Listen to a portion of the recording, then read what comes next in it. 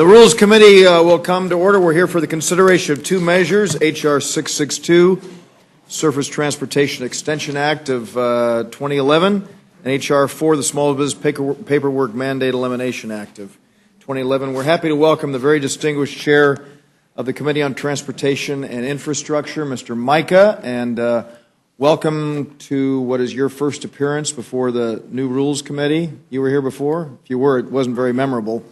Certainly for me, but if this is a return, you've been here before, but not as chairman of the committee, I don't think. So, have you? Tell me if you were here before, I'll stand corrected. It's not lighting it. There it doesn't matter. So, if I was here, it was so unmemorable. That's what I said. I don't remember. So, whatever. It looks like it's going to be my job. There must be a record somewhere, and that's what all this highly paid staff is for. Maybe they could recall. Has Micah been here since he was chairman of the committee? Trying to remember. Nobody seems to remember. Thank you, Mr. Micah. We haven't done any jobs bills, I don't think. I can tell you why I'm here now, though. Okay. Ready? Aim, fire. We have a simple extension of the surface transportation legislation, which expires March 4th. I think that was the sixth extension. This will be the seventh extension, which expired, the bill expired September 30th, 2009. We decided to go till the 30th of September this year because I don't think I can complete crafting a complete rewrite of the legislation by Friday. I think that's the 4th when this expires. That's the first reason. The second reason is that we have begun hearings and meetings to seek input on what should be in that bill, and we should have that done and have a bill for you, I hope, before the 30th for a 6-year long-term measure. The third, I think, important reason is doing the hiccups the way they were done in the past extensions does not allow states to do any significant long-term investment planning or employment. So this will be one of our first jobs bill because the states will be able to plan it for an extended period of time through at least this federal fiscal year and move forward with larger projects. The fourth thing for the people in the north, not so much affecting the chairman and myself, but maybe the ranking member and Mr. McGovern and any other northerners, is that you're beginning to get into the construction season. Sometimes that's delayed. And if we don't do this now, states will not know, they will not know what the federal commitment is, and therefore more people remain unemployed in the construction industry, which is now approaching 30% unemployment in that industry in some parts of the country. The only thing I have, and I might just say, is we have a manager's amendment, strictly technical in nature. It's to conform to require some requirements. The parliamentarian, I think the Senate looked at it and we had an error, so we'll correct that. I think there's fairly bipartisan agreement to proceed, and I would prefer no other amendments as much as I love to go down and vote till 4:30 in the morning. I think that this one would be one I would prefer to have some limited access to the measure as far as amendments. Well, thank you very much, Chairman Mica. Congratulations again on your new position, and I want to say that I, for one, greatly appreciate the focus that you have on the entire country and the idea of a 6-year bill as we look at the infrastructure challenges that exist in the United States is something that I believe to be critically important, and so I strongly support this extension and believe that what you're trying to do is the right thing, and I just want to express appreciation to you. Mr. Woodall? Thank you, Mr. Chairman. I hear about the highway bill from absolutely every construction person in my district each and every time, and so I'm grateful that we'll have this for them today and something longer term soon. When that longer term bill comes, Mr. Michael, would you anticipate asking for an open rule for the full 6-year extension, or in that time would you also anticipate having it crafted well the first time? I'd have no problem with an open rule. I think that I don't know if you call it a structured rule, where you all reviewed the amendments that were considered, and we did it in an orderly process, would be fine. But I'm willing to stay at least through next November to consider any legislative proposals. That I do know that as you proceed with your work in the committee, obviously you're going to have a wide range of input from a very large cross-section of the House, both Democrats and Republicans, when it begins the amendment Might process. I respond and I thank my say friend for yielding. that we're also trying to do this, unlike in some eras, in a bipartisan fashion. We did the first hearing. We're already starting the hearings on this. As I said, I couldn't do the bill by Friday, but we started in Beckley, West Virginia, which is the hometown of our ranking member, Mr. Rahal. Then we went to his state capital and did a hearing.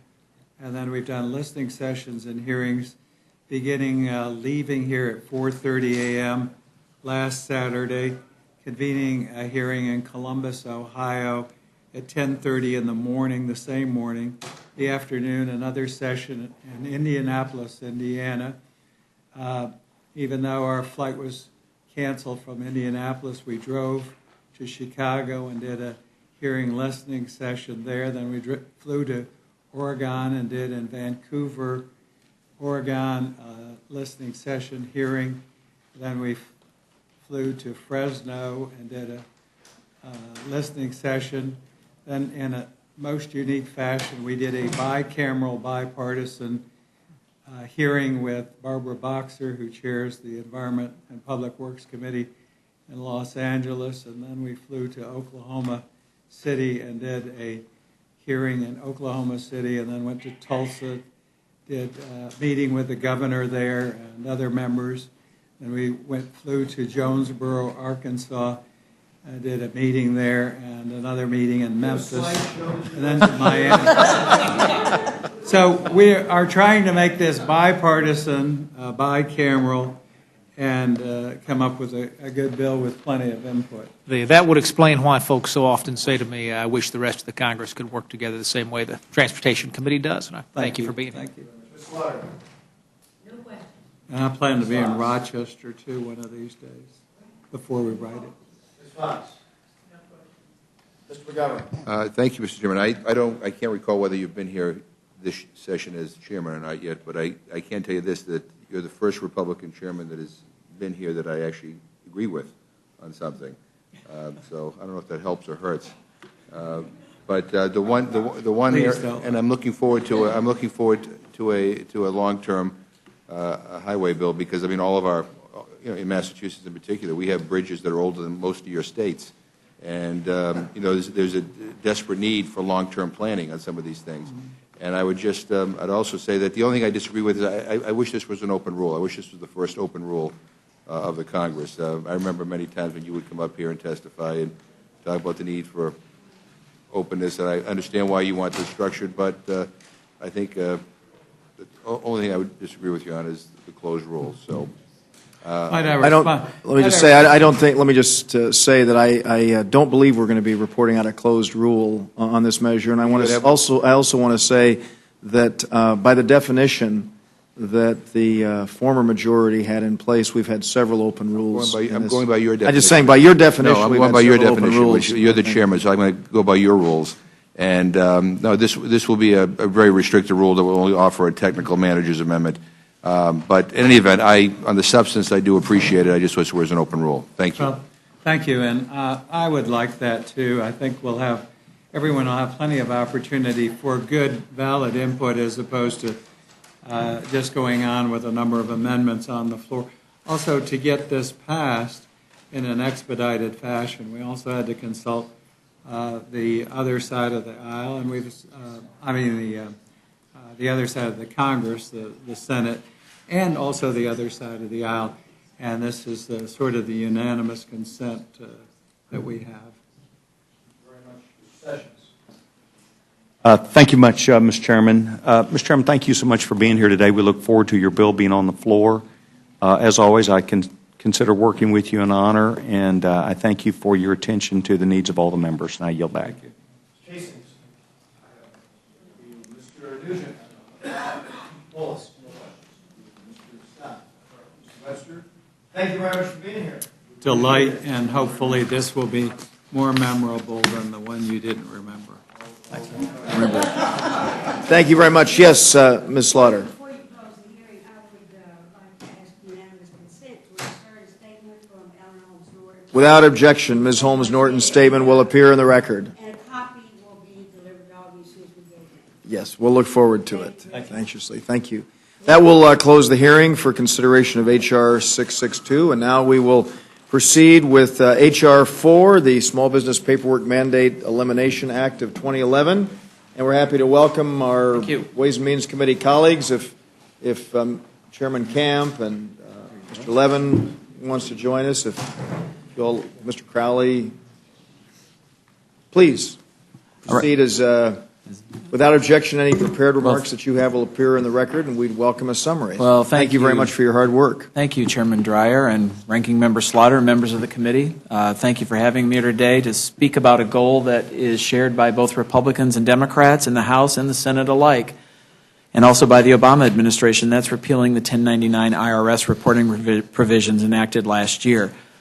The bill that should serve as the vehicle for this debate is H.R. 4, which was introduced by our colleague and friend Dan Lundgren and co-sponsored by over 270 other House members. In 2010, as one of many ways to finance the nearly $1 trillion health care tax law, information reporting rules were expanded. These new rules required businesses to issue a Form 1099 for any payments to corporations rather than just individuals, and for payments for property rather than just for services or investment income that exceeded $600 over the course of the year. This previously little-known provision quickly became an item of great concern to small business owners and employers all across the country. The National Federation of Independent Business said that this newly enacted reporting requirement would have a direct negative impact on small business. In September the same year, the 1099 reporting requirement was again expanded to help pay for a small business lending law. This expansion treats the recipient of rental income from real estate as engaging in the trade or business of renting property. So unless repealed, families and individuals will be forced to fill out paperwork if they do something as basic as replace a refrigerator in an apartment they rent out. So, Mr. Chairman, neither of these provisions reflects the wishes or needs of the American people. The most important issue on their minds is jobs, and obviously that's been very clear. Yet, despite the call for policies that can create a better climate for job creation, Congress enacted policies that made it harder to achieve this goal. So we have an opportunity to come together and show the American people that we've heard their calls by passing legislation that allows employers to focus on job creation instead of filling out mountains of paperwork. For jurisdictional reasons, the committee reported two bills, H.R. 4 and H.R. 705. I ask that the Rules Committee make an order consideration of H.R. 4, but that it substitute in the text of H.R. 4 705 is reported. With those changes, H.R. 4 will accomplish three critical goals to help small business families and taxpayers. First, the legislation repeals the expanded 1099 reporting requirements on small business. Second, it repeals the 1099 reporting requirements for rental property. And third, it protects taxpayers by recovering overpayments of taxpayer-funded government subsidies. That means that anyone earning over 400% of poverty, that's about $95,000 for a family of four, and who are ineligible for subsidies under the 2010 health care law in the first place would not be required to pay back all, not just some of the improper payments. And I'd like to note that this is the same level the Democrats used in the original law enacted in March. And for those earning less than 400% of poverty, the level of repayment for those overpayments is also increased. This is similar to the path taken by the Democrats in December when they adjusted the amounts to be repaid in order to finance the so-called doc fix. I think this approach roots out waste, fraud, and abuse. It reduces federal spending by nearly $20 billion over the next 10 years. It reduces the deficit by $166 million over that time, and likely much more in the long run. Since spending cuts at the end of the window are far greater than the revenue losses from repealing the 1099 provisions. It allows us to show that we're better stewards of taxpayer dollars, and considering our nation's current fiscal situation, why would we ever allow people simply to pocket taxpayer dollars that they are not eligible to receive in the first place? I think that would be fiscally responsible on our part. So we have bipartisan agreement on the need to repeal the 1099 provisions, and looking at how the House voted last year, we should have bipartisan agreement on the subsidy recapture provisions. Finally, I note that this legislation is endorsed by more than 170 small business organizations, supported by Americans for Tax Reform. They also wrote in a letter that they were especially pleased about the repeal of the 1099 rental provisions, and note that this bill is a net tax cut. And Mr. Chairman, today we have the opportunity to come together and advance a legislative solution that's a win for businesses, families, taxpayers all across America. Thank you. I'm happy to answer any questions. Well, Chairman Camp, thank you very much for your thoughtful testimony. Let me say I had no idea that there were 170 small business organizations. That's pretty doggone impressive. Mr. Levin. I think it's on. Thank you. Glad to be here. Some of us haven't met before, so it's nice to see everybody here. Some of us are old friends. Absolutely. I'm here. I'm going to discuss the basic issue. Mr. Crowley is going to propose an amendment. I favor repeal. We endeavored to repeal 1099 last session. It failed because there was objection to the pay-for. And so, therefore, a number of people voted against repeal. The irony is that much of what was in the pay-for is now law. And so, if we had acted back then, it would have been altogether advantageous. The problem with this bill is the pay-for. And there was much discussion of this in the committee. And in the end, unfortunately, because of the pay-for, there was a partisan split. And I'm hopeful that today that the Rules Committee will take a look at another pay-for. Let me just briefly sum up the problem with this pay-for. Most importantly, it's a tax increase on middle-class Americans.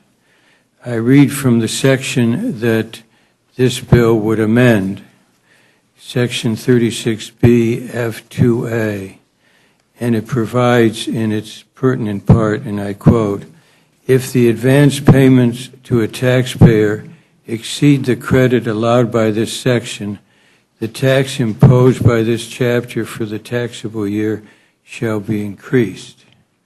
And what this does is to increase the tax. And it falls mainly upon middle-class Americans the way it works, and therefore it's, I think, unfortunate, and we should find something else. What it does also is to reinstate a steep cliff so that after a certain point, essentially all that was paid has to be, or at least a very substantial portion of it has to be repaid. We eliminated that cliff in the December legislation. And we did that at the same time that we smoothed out the payments before the cliff. And what this legislation would do would be to reinstate the cliff. It also would have a very substantial impact on the number of uninsured. According to the Joint Tax Committee, this bill would cause, and I refer to the Joint Tax Committee explicitly, it would cause an increase in the number of uninsured by 266,000 people. So this has this pay for the serious flaw of increasing taxes on middle-class families. And also, it would increase the number of uninsured. As healthcare reform was put together, it was decided there should be a subsidy program, some assistance for people in middle income brackets to be able to afford to buy insurance. And what this essentially does is to diminish substantially the number who would take advantage of that and become insured. And it will also, for those who do decide to take advantage of it and become insured, it would end up with in many cases, a steep tax increase on those taxpayers. So for all of those reasons, I urge this committee to do what was not done in the Ways and Means Committee, and the failure caused us to have a unanimous vote among Democrats in opposition to the bill. Thank you very much. Mr. Crowley, I was going to say, is going to now propose the amendment that he proposed. Thank you. Mr. Chairman, Ranking Member Slaughter, and members of the committee, forgive my back, I'm sorry.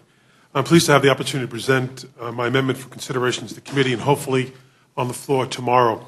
My amendment is very straightforward and simply states that if the provisions of the bill, H.R. 4, are deemed to increase taxes on middle-class families, meaning anyone earning less than 500% of the FPL, the federal poverty level, or $110,000 for a family of 4, my amendment would block the enactment of these tax increases while at the same time allowing the repeal of 1099 provisions on the owners of rental property and small businesses. My concern is these middle-class tax increases, disguised in the bill as true-ups, will cost middle-class American families $5,000 a year or more in some cases. I understand supporters of this true-up language point to changes made by the House in a bipartisan way last December, arguing this is a slight adjustment of those actions. But that would not be a correct characterization. While that bill did include slight upward adjustments to the true-up, Democrats eliminated the cliff that would have forced massive tax increases on middle-class families earning $88,200 for a family of 4. My Republican colleagues are restoring this painful tax hike on the middle class in this bill, H.R. 4. Democrats shielded the middle class last year. But what is included in H.R. 4 is a $25 billion tax increase on the middle class family, or about a $5,000 tax increase on the same families we protected last year. Additionally, some claim that this new Republican true-up language is a way to address fraud in the system is untrue. The true-up issue is not raised by fraud, but rather the issue of fluctuating incomes, something that affects millions of people with hourly wage jobs whose employers do not provide health insurance for them. But more importantly, it is vital to remember that these tax credits for a family's health insurance premiums are paid directly from Treasury to the insurance carrier. There is no funding given directly to the family.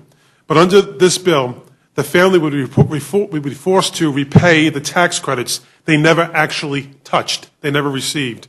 In other words, H.R. 4 makes middle-class families reimburse the Treasury for funds they never actually got. The insurance company got the money. In fact, this true-up tax increase bill is a massive income tax increase on lower and middle-class Americans, as well as the newest way to strip private health insurance away from hundreds of thousands of needy Americans. Essentially, pay more tax and get less in return. Here's how this bill will raise taxes on a middle-class family. If you're a family of 4 earning $88,000 a year, which is about 398% of the federal poverty level, based on the 2010 guidelines, the Democratic health care bill law caps the amount of premiums you'll be forced to pay annually at no more than 9.5% of your income in premiums. In this example, that is an $8,360 a year, $60 a year on a typical family policy valued at $13,000. So the family receiving health insurance would pay themselves $8,360 in annual premiums, and the federal government would provide a tax credit valued at $4,640, with these funds going directly to the insurance carrier, not the family. If the worker in this family or workers in this family receive a Christmas bonus of $250. Walks in, you've done a great job. You've done a great job for the country, for your company. You're working hard. We want to promote workers who work hard. Or some minor fluctuation occurs that ups that salary, they would go to a 401% of the federal poverty level. And under this bill, that family would be required to refund the government the entire $4,640. This will cause both tremendous hardship to the families, and I think it would really impose an incredible hardship on the children of those families in particular. Let me reiterate, this is a $4,640 in tax credits that never goes to the family. Rather, the Treasury Department cuts a check to the insurance company. So in essence, this bill, H.R. 4, is charging families who played by the rules thousands of dollars in new taxes when the overpayments went from Treasury to the insurance company. These are not families getting so-called overpayment checks or cash from the government. Today, the rubber meets the road, and I will urge all my colleagues, Democrats and Republicans, to join me in supporting this amendment and allow me to bring this to the floor for an open debate in the full House. I especially appeal to my Republican colleagues, all of whom in this room signed the Grover Norquist pledge from the Americans for Tax Reform to not raise taxes. This bill does raise taxes. Now, I know my friends on the other side will argue that the true-up language is not a tax, but the Nonpartisan Commission on Joint Tax has scored my amendment at 0, while scoring this bill as raising taxes by $25 billion in new taxes. Yes, Mr. Chairman, H.R. 4 includes a massive tax increase on middle-class working families. Adoption of my amendment would gut this tax increase on middle-class families, such as the one I highlighted a minute ago, the family of 4 earning $88,200. Democrats want to enact the repeal of the 1099 reporting requirements. We tried in July 2010 with a deficit-neutral bill that closed loopholes that allowed for the exporting of U.S. jobs overseas, and we were blocked by the minority at that time. Recently, the Senate passed a bipartisan deficit-neutral repeal of the onerous 1099 business reporting requirement. Democrats are ready to repeal this onerous provision on the job creators in America, but we will not do so on the backs of middle-class Americans. It is not the time, nor is ever the time, to saddle working people with these types of punitive and hefty income tax increases. The only thing true about this true-up is that it will truly raise taxes on our middle class. And I'm happy at this point, Mr. Chairman, to Thank you very much, Mr. Crowley, and thanks to all three of you for being here. Let me just, at the outset, since his name was mentioned, Americans for Tax Reform, I have a copy of a letter that was sent to Chairman Camp here, which reads as follows. I write today to reiterate support for H.R. 705. I also wish to clarify that H.R. 705 is a net tax cut and is therefore not a violation of the Taxpayer Protection Pledge. So I know that you mentioned Mr. Norquist here, and I just would like to, without objection, include his letter to Chairman Camp in the record. I have no further questions. Mr. Sessions. Mr. Chairman, on that, could I just make a point that, as I said in my statement, I understand what Mr. Norquist has stated, but that joint tax has said that this is a tax on $25 billion on middle-class Americans. I just wanted to make sure that everyone had a copy of Mr. Norquist's letter and that it's clarified in the record. Thank you. Mr. Sessions. Thank you, Mr. Chairman. Mr. Camp, you've now heard a strenuous argument from both the former chairman and the gentleman, Mr. Crowley. Gentleman, reply? Well, thank you for the opportunity.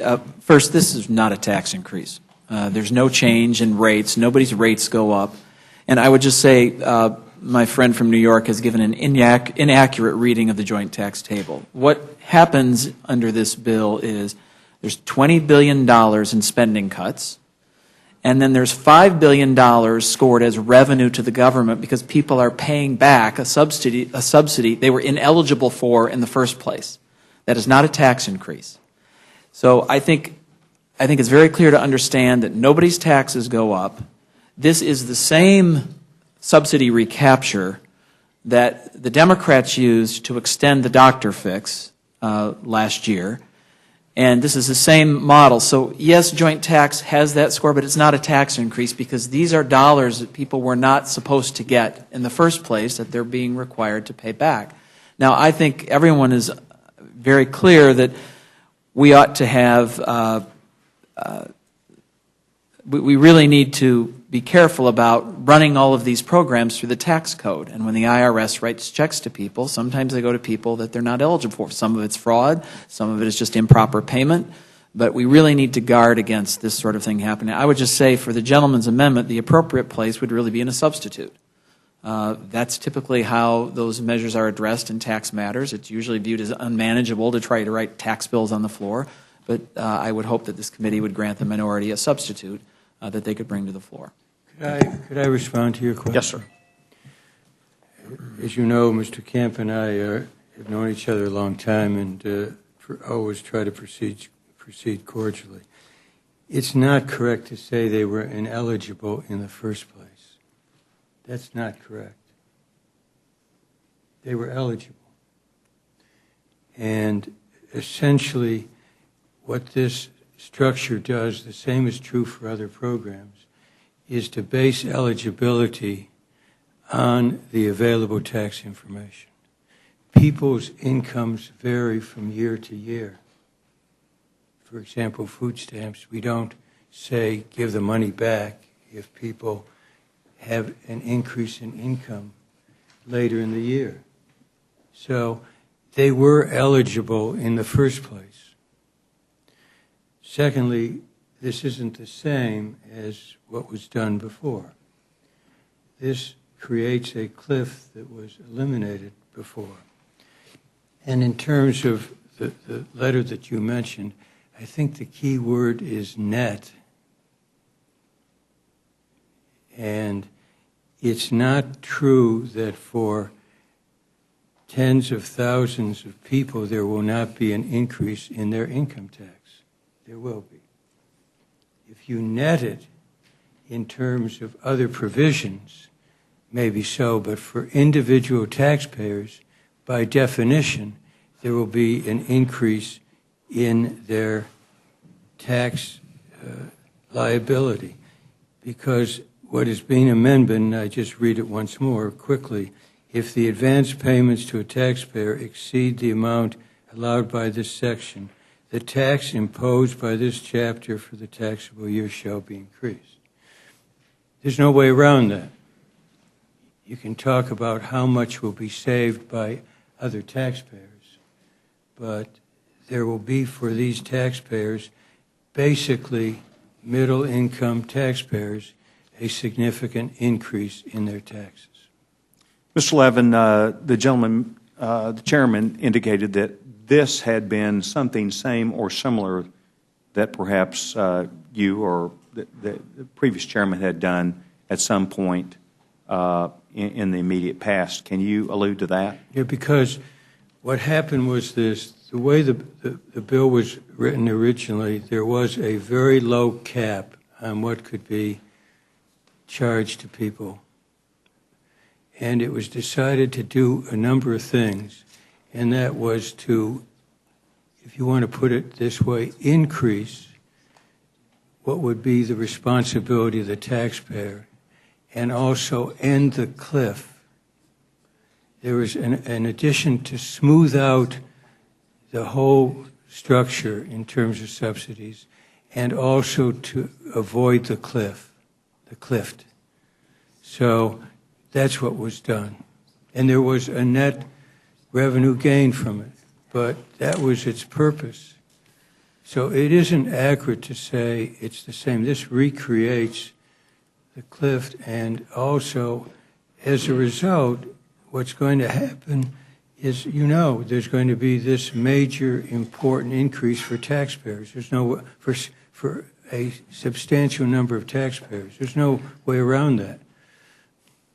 Might I answer that as well? I would ask the gentleman for a response. Yes, sir. In the legislation in December on the SGR, they did raise the caps on people under 400% of poverty. They did. So if this is a tax increase, that was a tax increase. But this isn't a tax increase.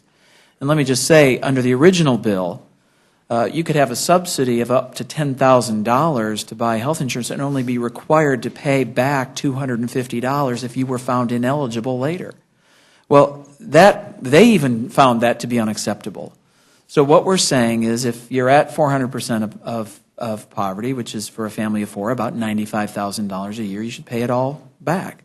And because the government will be receiving dollars back from a subsidy that was not qualified for, that's why they're trying to make this argument. But no one who seriously reads a table from the Joint Committee on Taxation would say that that is a result of a tax increase. It's a scoring issue, but it's not a tax increase. Joint on the Tax American Committee people. says it's a tax And I would say that probably the strongest guardian of what's a tax increase is Americans for Tax Reform, and they're calling this bill not a violation of the pledge, which is a red herring they're throwing out there, the no tax pledge.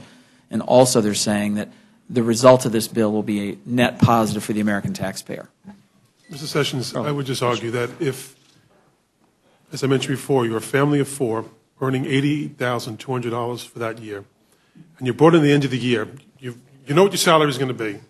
You're pretty sure you've fallen into the cap. You're brought into your boss's office and he says, you know what, you're doing a great job. I think someday you're management material. You've worked your tail off. You deserve to get something from this company that says you're doing a good job. You're going to get a $250 bonus. Go take your family out to dinner one night.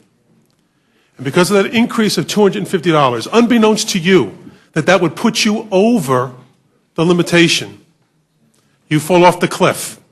And you find out in April, when taxes are due, on April 15th, that you owe the government an additional $4,460. If that isn't a tax increase for that family, I don't know what is. They are innocent. They had no intention of defrauding the government, every intention of availing health insurance for themselves and for their children. That was their motivation, not to defraud the taxpayer, not to cheat the Treasury Department, but to provide for their families what we all want to provide for our families, and that's health care. And because of that, they will, if it walks like a tax increase and talks like a tax increase, Mr. Sessions, it is a tax increase. So let me just add quickly about the word net, where anybody can get off saying it's net. It's because 1099, the purpose of it, and it overreached, and that's why we think it should be repealed. It was going to increase tax compliance according to joint tax by that amount. And so the reduction in the proceeds from 1099 now will be about $25 billion, but that's going to be picked up by taxpayers. So you can't say something is not a tax increase for hundreds of thousands of people because it may diminish the taxes paid by somebody else. And he can say that, but it doesn't hold water. And I appreciate both the gentlemen's argument as it relates to this. Joe, I dealt with this a long time ago with anybody who might have been over a Medicaid issue. They have the same issue just with a simple bonus. They could have been at the line and not known the rules.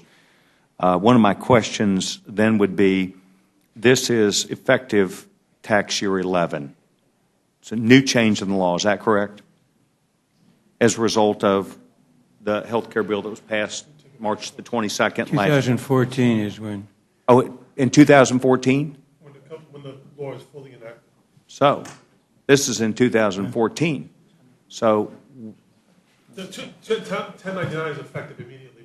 the 99, but this quote tax increase. So, if we take it away, it was never extended. It would mean that people who reach the threshold would be in that trouble. But it's not like we're deceiving them if it's something that would be in 14. They simply would understand. That's assuming that the law won't be in effect in 2014, and if you use that logic. You're using the same logic against it. I can use the same argument also, in my opinion. I don't think so, because you're changing. Well, we could go and give everybody a tax break or to help them with their insurance, but if we then took that away before it was effective, then that's not a tax increase. Well, but under your Nor rules, are we deceptive. Under your rules, you'd have to pay for that. Well, okay, I do. You'd have to pay for that. So we're now And arguing then- about and- the rules, not about the impact of actual, No, it's going to be the impact. It's going to be the impact under present law. And any change has to be paid for, and you would be paying for it if you gave it in, you're impacting taxpayers. Well, you know what, sir, I cannot disagree with that. It's one thing, however, if it were this tax year and we were in the middle of the tax year, which concerned me, as opposed to what's going to be in 14, and people theoretically would have a better idea to know what the rules of the game are. The rules of the game are important, even if it is whatever it might be described by you or by the gentleman, Mr. Camp. So I've now clarified it in my mind. This is tax year 14. This is, which means in tax year 14, we're now doing tax year 11 right now, and I do appreciate both of you.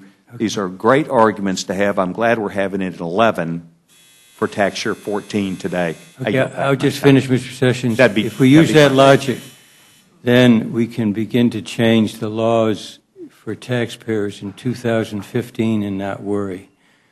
Well, And I appreciate- I don't think you want to do that. What I would suggest to the gentleman is that you have arrived in proper time.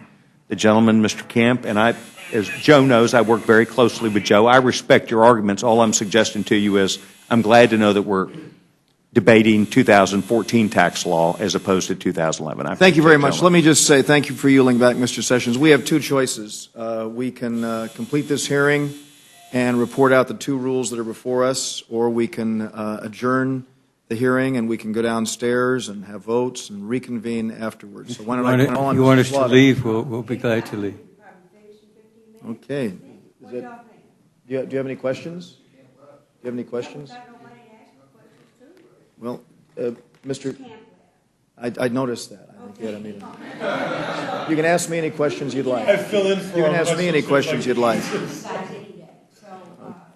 Well, thank you. You'll ask us on the floor. Okay. Ms. Fox. Thank you, Mr. Chairman. I'll try to make this brief.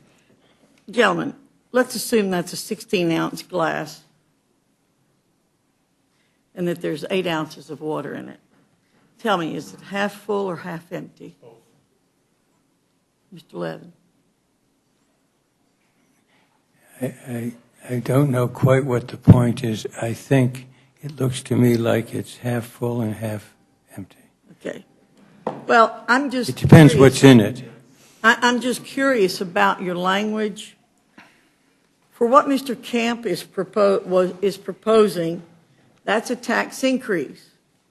But what you were proposing before, which Mr. Camp describes as the same way, you call it increased responsibility of taxpayer. That is a really, I've never heard that euphemism Yeah, sure. for increasing tax. I would just, for my own personal, I'm sorry, yeah. If you don't mind, Mr. Sure, Crowley. that's fine, sure. Thank you. I just want to say that that is a new euphemism for tax increase. And I think we should start using that all the time. But my point about this is that people see this, some see it half full, some see it half empty. You're saying that what Mr. Camp is doing now is a tax increase.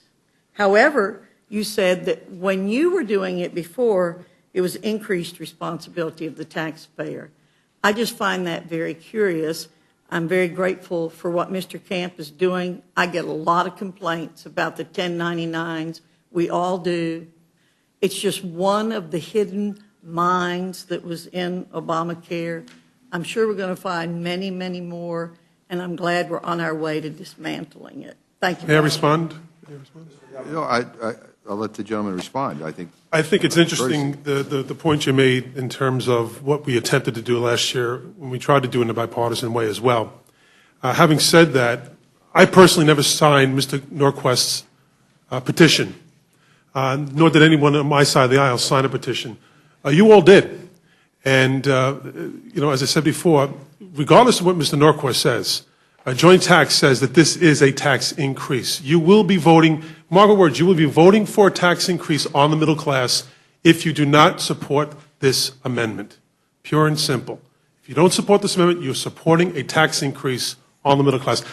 I know it's difficult, and I know that being in leadership is not an easy thing. We were there for 4 years. Many of you were there for 8 years in my term prior to that. It's not easy to lead, and that's the responsibility you have now.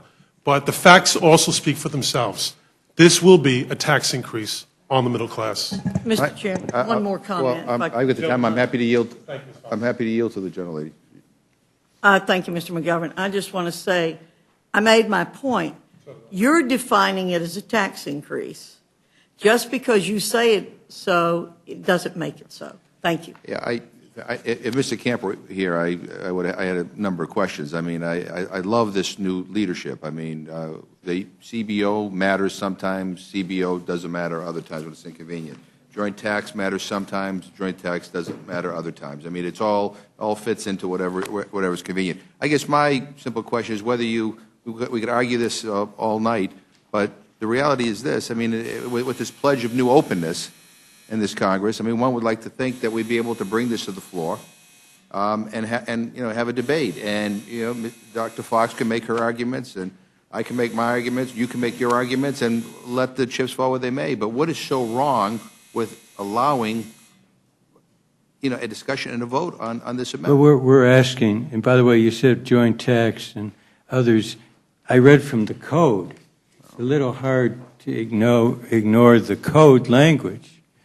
The code matters sometimes, then Well, but it doesn't matter. Are you going to say the language in the code matters sometimes, it doesn't have it? That's what we're getting here. But anyway, I look forward to having a vote on your amendment, at least in this committee.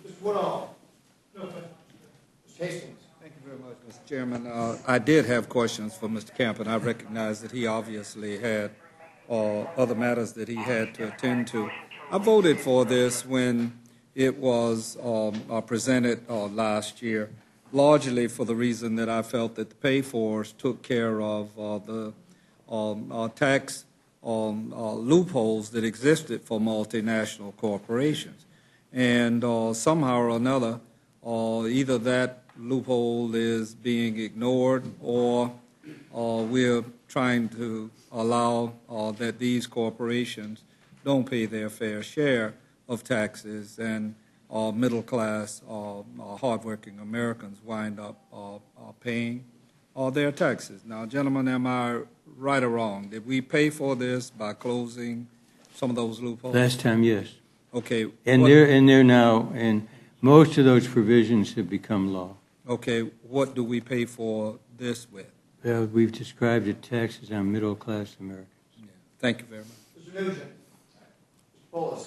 Thank you. So if I understand this correctly, the biggest tax increase is on families that are right at that threshold. Is that correct? And then it puts them over. So, I mean, here you have, I think we all agree we want to get rid of the onerous paperwork associated with the 1099. We've had discussion of, okay, if you buy a refrigerator, you have to fill out a form. This is kind of one of these situations where it's thanks but no thanks. I think a lot of people, rather than getting a $5,000 bill, is it from the IRS? Is that who it would come from to collect it? So rather than the IRS coming after them for a huge tax increase, they say, darn, I'd rather fill out the paperwork on the refrigerator. I mean, they're darned if you do, darned if you don't. But I think most people in that situation, if you're making $80,000 a year, family of four, you get a little income from a rental, fortunate enough to have that. When looking at the trade-off on this, I think it would be pretty clear while they don't want to do the extra paperwork, they don't want to pay for it with a huge tax increase. Now, explain a little more about how the tax increase works for people who are not at the threshold. Let's say a family making $70,000 a year. About how much kind of tax increase are they looking at? It depends. I mean, you have to look at the table, and you have to see whether people who are below that threshold go over it. So, okay. So it primarily affects this class of people that just go over the threshold. One of the best... Primarily. There's other families that will raise taxes on, too. One of the, I thought, best things about the health care reform bill is it provided an incentive for people to get off of government health care. Many people were locked into a cycle of relying on Medicaid because if they earned $1 more, they lost all their Medicaid benefits. I talked to people in my district. They earn $9.50 an hour. They said, I can't take a raise to $9.75 or $10. I lose $3,000 in benefits. They're acting rationally, and they're forced to stay on government health care. What we did with health care reform is help people get off of government health care, saying, you know what, we're not going to cut off all your benefits. You lose it on a sliding scale. So we want you to earn more. We want you to do better. This is a step in the wrong direction. It's forcing reliance on government government programs. It's forcing reliance on keeping the poor, keeping people locked into poverty. And it's a huge tax increase. You know, I mean, a tax increase by any other name would smell as sour. You know, we've discussed it, and I think my colleague from North Carolina said, I quote her, I think we should start using it all the time, meaning this euphemism that apparently she's come up with because she doesn't want to call this a tax increase. So here come the tax and spend Republicans. I hope this isn't just the first incidence of it, but I fear that we're going to see a lot of the tax and spend Republicans going. Gentleman, yield. I'll yield. You know, I think this has gone far enough.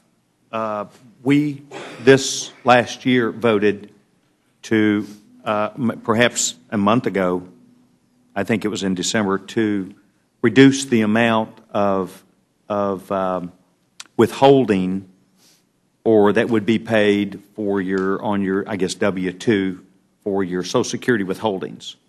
And that was reduced, and it was given back to people for the sole reason of trying to ease the heavy burden that is being placed on employees.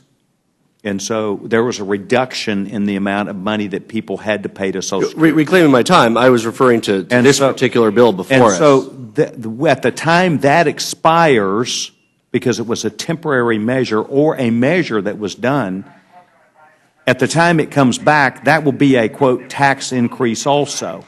But in fact, the reason why it was done is because we are in economic distress.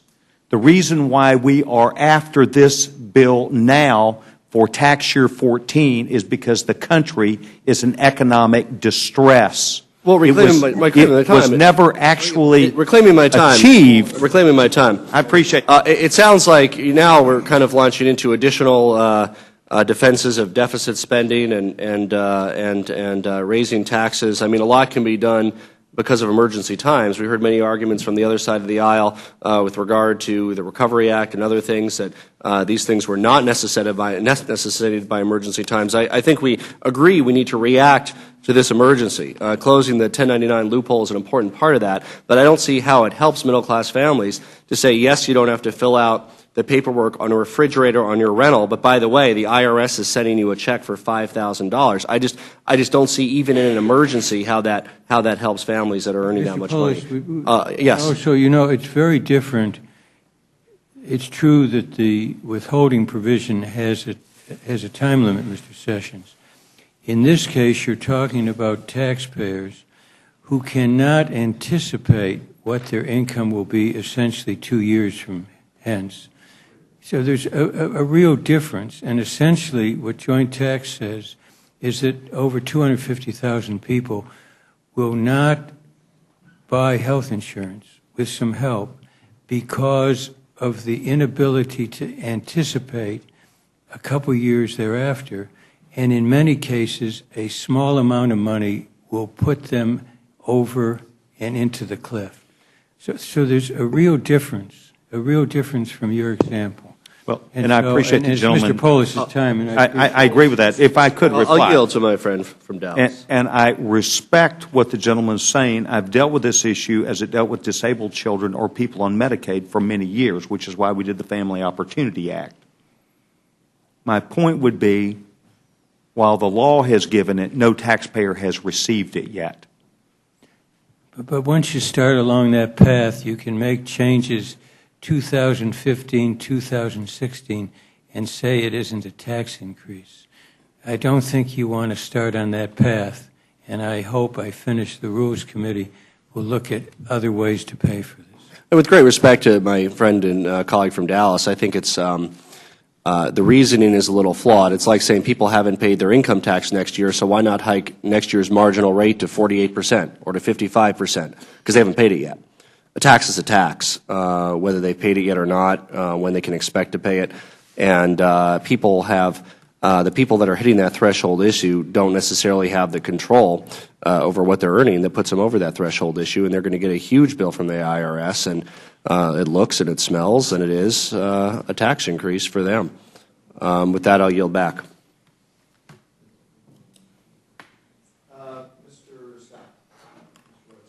Gentlemen, thank you very much for being here. Thank you for your courtesy. Left on the clock. If you, Ms. Slaughter, would like us to proceed with consideration of the rule or come back after all the votes? Whatever's it's up to you.